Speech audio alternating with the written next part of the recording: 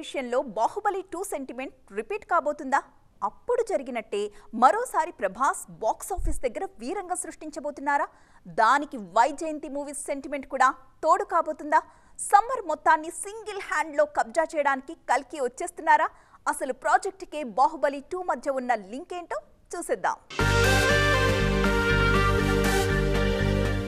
ప్రభాస్ జాతకం బాహుబలి నుంచే మారిపోయింది. ఫస్ట్ పార్ట్ తో చిన్న టీజర్ చూపించిన ప్రభాస్ కంక్లూజన్ తో చరిత్ర సృష్టించారు. ఏకంగా 1800 కోట్లకు పైగా వసూలు చేసి ప్రభాస్ రేంజ్ అమాంతం పెంచేసింది.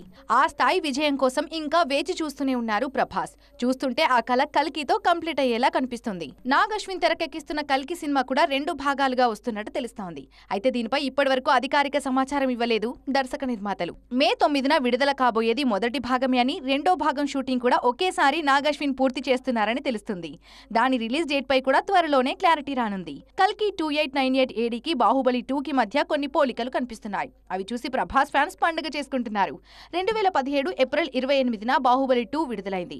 ఆ ఇయర్ సమ్మర్ మొత్తాన్ని ప్రభాస్ ఒక్కడే యూజ్ చేసుకున్నారు. బాహుబలి 2 వచ్చిన 45 రోజుల తర్వాత 2017 జూన్ 23న అల్లు అర్జున్ డీజే విడుదలైంది. ఆ నెలన్నర ఒక్కరు కూడా బాహుబలి 2ని డిస్టర్బ్ చేయలేదు. చూస్తుంటే 2024లోనూ ఇదే సీన్ రిపీట్ అయ్యేలా కనిపిస్తోంది. వైజయంతి మూవీస్ నిర్మించిన జగదేక వీరుడు అతిలోక సుందరి మహానటి విడుదలైన మే 9నే కల్కి రానుంది. పైగా 2017లో డీజేతో వచ్చినట్టు ఇప్పుడు పుష్ప 2తో కల్కి వచ్చిన 2 నెలలకొస్తున్నారు బన్నీ. నాని, విజయ్ దేవరకొండ లాంటి హీరోలు సమ్మర్లోనే వస్తున్న కల్కి రేంజ్ వేరు కాబట్టి సీజన్ అంతా ప్రభాస్ సోలోగా పండుగ చేసుకోవచ్చు.